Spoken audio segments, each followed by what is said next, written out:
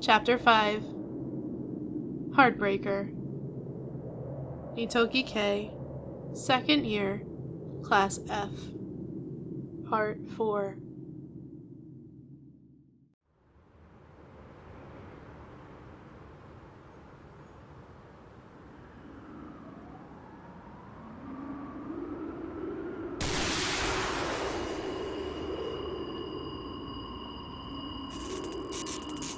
That evening, a strange electrical disturbance was recorded in the area.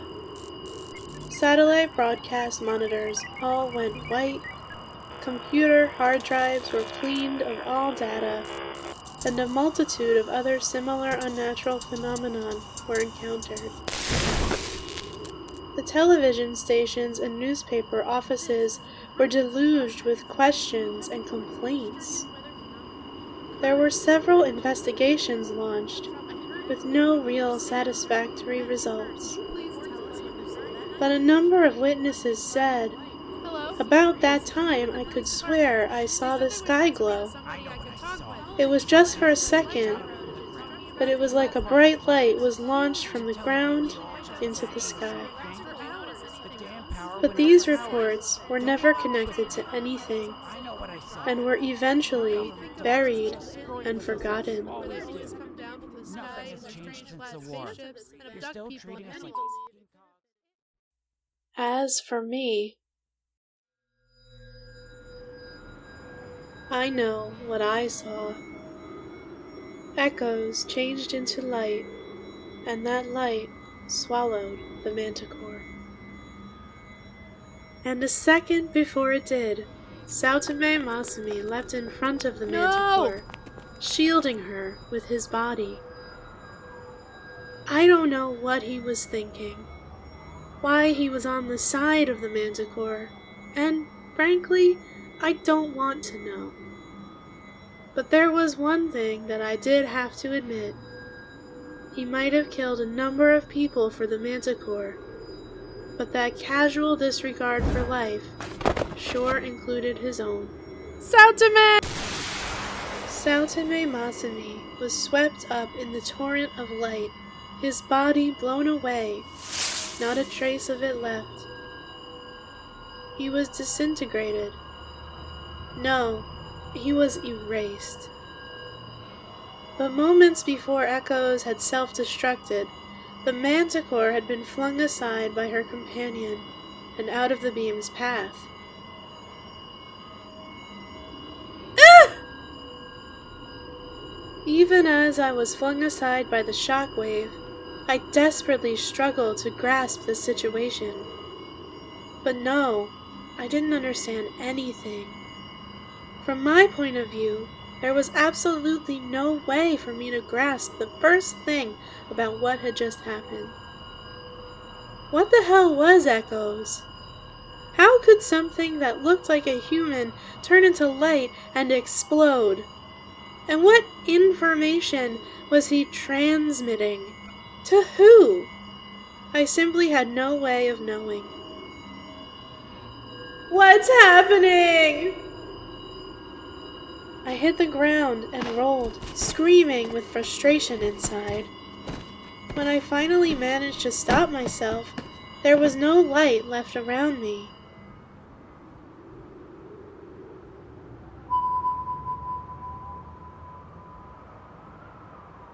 Huh?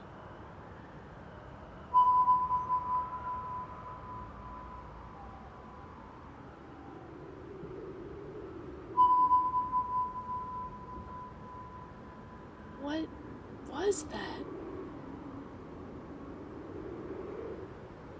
Grunting in pain, I sat up, looked in front of me, and gasped. She was standing there alone. Half of her body was burned black, and smoke was rising off of it. The uniform she'd been wearing had been blown away, and beneath the moonlight, every inch of her slim, limber body was exposed.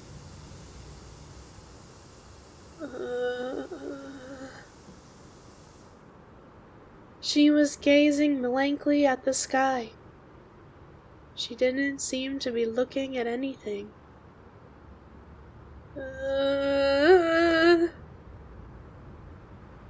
Her lips trembled, like they were scrambling to form words that never emerged.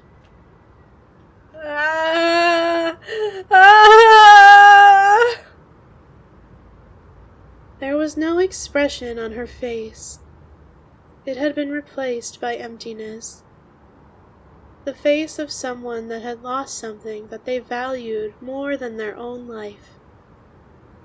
As if half of her body had been torn away. As if her capacity for joy had been pulled up by the roots. She looked as if she could no longer perceive any meaning, like there was nothing left for her.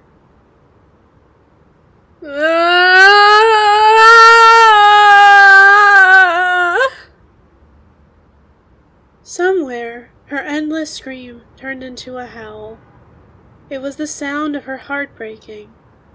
The scream seemed to shake the moon.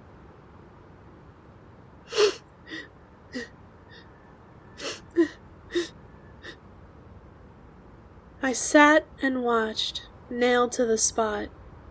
But then I realized that was the last thing I should be doing. Gotta run! As I tried to get to my feet, the gravel scrunched beneath me. Like a mechanical response, the manticore's battered face swung toward me. Our eyes met. A shiver ran down my spine. Even by the light of the moon, I could tell her eyes were blood red. The whites were completely soaked in crimson hostility. You die! She howled. I'll kill every last one of you! As if her voice had been a trigger, I shot to my feet and ran for it. Naturally, she came after me. I was running, but from the sound of it, she was walking, dragging one leg. But the sound was getting closer. Ah! At the time, I was convinced that fear had finally driven me round the bend. I was hearing things. I could hear a melody coming through the bushes in front of me. An impossible, unnatural melody. Someone was whistling. Whistling a tune that should never be whistled. Wagner's Die Meistersinger von Nürnberg. Unnatural or not, at that moment I had no other straws to grasp at. I ran for my life towards the sound. When I was almost there, my leg slipped. I screamed, pitching forward, falling flat on my face. I smacked my forehead on the ground and everything went black for a moment. The whistling stopped. I could hear the sound of the manticore's footsteps, several times louder than it had been a moment before. I spun around, and the manticore's hand was already reaching towards me. This is it. I'm going to die. Just as that thought crossed my mind, it was the sound of something cutting through the air. And then, the manticore's hand flew off with a grotesque slicing sound. It had been severed from her body and was now spinning through the air. What? I saw something flash, like string. It twisted like it was alive and wrapped around the manticore's neck. It tightened. The manticore's expression changed. She snatched at her throat with both hands, but she only had one, and the fingers of it tried to get a grip on the string wrapped around her throat. It wasn't a string. It was a horrifically thin metal wire. Ah, I thought. I had my answer. The reason I had suddenly tripped and fallen was because this wire had been strung across my path. One end of the wire appeared to be tied around a tree. The other end led into the shadow of the school building. When I looked in that direction, I felt my brains pour out of my ears. "It can't be!" I shouted.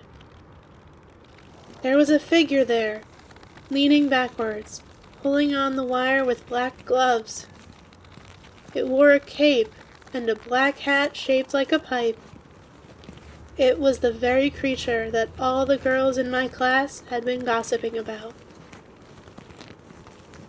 The wrist was charred enough for me to cut through, but the neck seems to be stronger, it said. The androgynous voice, neither male nor female, was exactly as the rumors said. But the face was... Miyashita-san?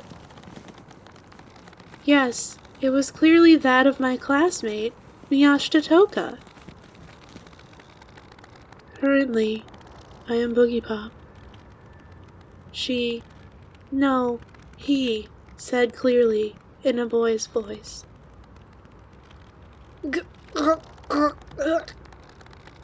Gurgled the manticore, eyes widening in surprise. She was no more able to take this in than I was. The wire was sunk deep into the skin of her throat. She was struggling to loosen it with her fingers, but it was cutting the fingers instead, and they were bleeding.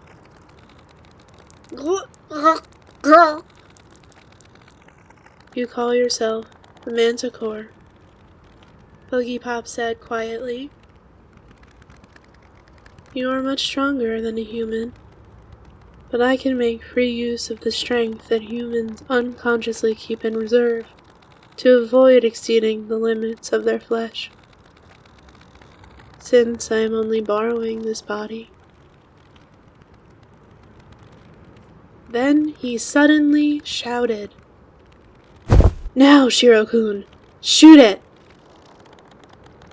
I had no time to ponder what he meant. No sooner had the words left his mouth than an arrow pierced the manticore's chest. I knew that arrow. It was a Duralumin arrow, the kind that the archery team used. I spun around, and behind me was Tanaka-kun, who had not run away after all, but holding a sturdy glass fiber bow aimed at me. No, at the manticore. Her head was trapped. She couldn't dodge. Ugh. I wonder what the manticore thought at that moment when she knew that she had lost. She didn't look at the arrow in her chest, or at Boogiepop, or at the archer. I saw an expression steal over that empty face. To me, it looked like relief. "Shoot her head," Boogiepop said, showing no mercy. He killed her when she was at her most beautiful, before she had a chance to grow ugly. Killed her without pain, just as the stories said.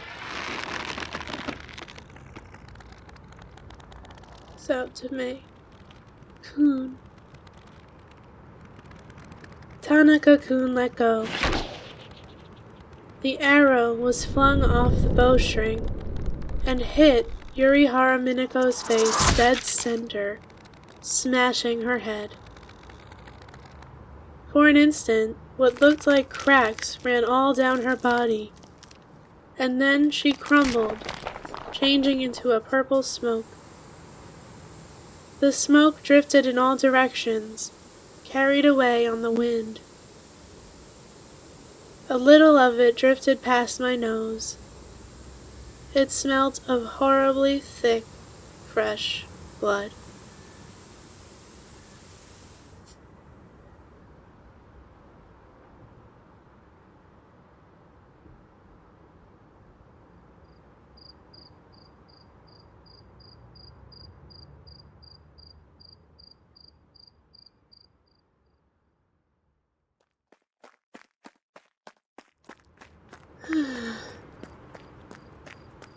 I couldn't stand up. Tanaka-kun came running over. "Are you okay?" Yeah. I shook my head, trying to recover some clarity.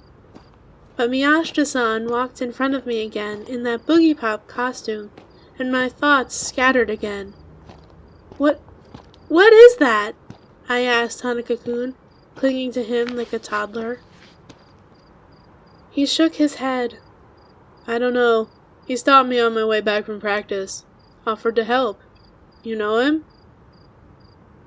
"I kind of know of him." Boogiepop undid the wire from around the tree and headed to the bushes where Kirimanagi lay. "The manticore said Echoes was surprisingly weak. I wonder why," he muttered. He, or was it a she after all, kicked Kirimanagi. Nagi had been killed, her throat sliced open. But her body shook, and she sat up. She'd come back to life. "He gave you part of his life. You've escaped death again." Tanaka-kun and I could do nothing but gape. Nagi moaned and clutched her forehead. She'd lost a lot of blood and must be anemic. "Hello, Fire Witch," Boogiepop said.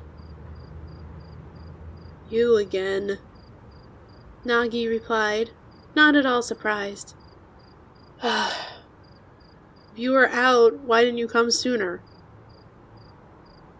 "Your actions finally allowed me to uncover the nature of the danger." "I gotta be me all the damn time, but you only bother coming out when the shit hits the fan, you selfish bastard." "Don't say that," he replied. It sounded like they'd known each other for years. Is it over?" "Yes. Thanks to Echo's sacrifice and the committee president's courage." "I see." Nagi tried to stand, but wavered and fell over again. Boogiepop made no effort to help her, instead coming back in our direction. "I leave her in your hands. I'll take care of the cleanup," he told us. We made no response. Boogiepop picked up the manticore's hand from the ground. He looked up at me and made a strange expression, narrowing one eye, like he was smiling, but not quite. It was like he was playing dumb. "Itoki Kei, you certainly do have a strong will. It's because of people like you that the world manages to remain a halfway decent place. In the world's stead, I thank you." It was like a speech from a play. I had no idea what it meant. Leaving me standing there stunned, he fled like the wind, turning the corner behind the gym and vanishing from sight. And that was how it all finally ended.